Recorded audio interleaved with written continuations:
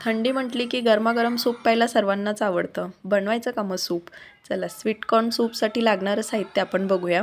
इथे मी 1 वाटी मक्याचे दाणे घेतले आहेत. त्यातल्या अर्धी वाटी मक्याच्या दाण्यांची मी पेस्ट करून घेतली आहे आणि अर्धी वाटी दाणे मी बॉईल करायला टाकले आहेत.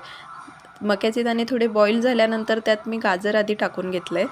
गाजर बॉईल झाल्यावर त्यात मटार, 2 हिरवी मिरची, अर्धा इंच अद्रक, अद्रक मी किसून घेतलं होतं ते घातलं आहे आणि अर्धा इंच काळी मिरपूड, चवीनुसार मीठ व साखर आणि 1 चमचा कॉर्नफ्लोअरचं स्लरी बनवून घेतलेली ती टाकली आणि मिक्स करून छान उकळून घेतलं आहे. वरतून त्यावर अर्धा लिंबू पिळून आणि कोथिंबीर टाकलेली आहे.